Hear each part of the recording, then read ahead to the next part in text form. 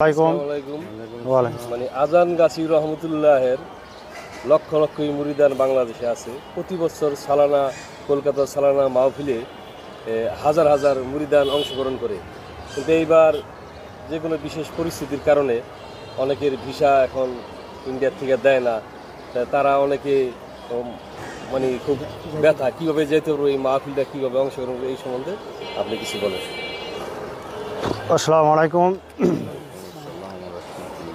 হযরত মৌলানা শফি মুফতি আজান গাছি রহমতুল্লাহ আলাইহি 10 দিনের সালানা উরসকুল, যা এই 2024-এ 20 ডিসেম্বর থেকে শুরু হচ্ছে, 29 ডিসেম্বর পর্যন্ত চলবে।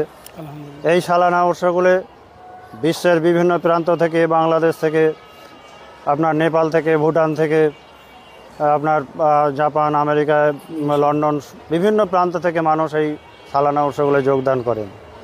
তারা আসেন, আবার অনেক সময় নানান পরিস্থিতির কারণে, ভিসার কারণে তারা আসতে পারে না।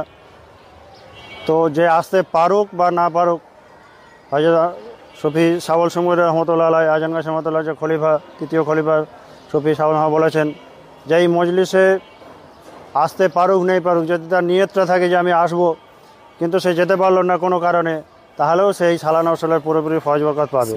তার জন্য সে ঘরে বসে 2 রাকাত নফল নামাজ পড়বে, আল্লাহর কাছে কাঁদাকাটা করবে।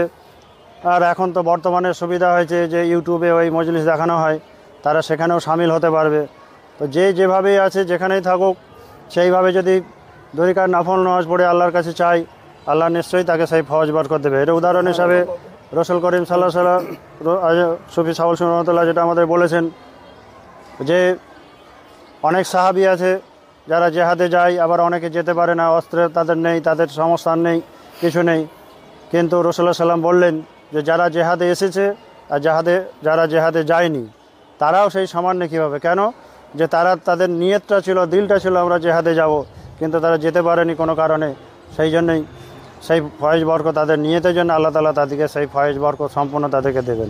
আমরা জেহাদে গিয়ে যদি জেহাদে সেই রাসূলুল্লাহ সাল্লামের আদর্শ মতো, আল্লাহর হুকুম মতো যদি আমরা জেহাদ না করি, যদি আমরা না করি, নিজেদের আত্মপ্রচারের জন্য, আত্ম অহংকারে জেহাদ করে, তাহলে কোনো লাভ হবে না। অথচ তারা ঘরে বসে খালেস নিয়তের জন্য সেই নেকিটা তারা পেয়ে যায়। তো সেই জন্যই আমাদের নিয়ত যদি থাকবে, খালেস থাকবে, ইনশাআল্লাহ আমরা তার ফয়েজ বরকত নিশ্চয়ই আল্লাহ আমাদেরকে দেবেন, সালাম পরে ফয়েজ বরকত দেবেন।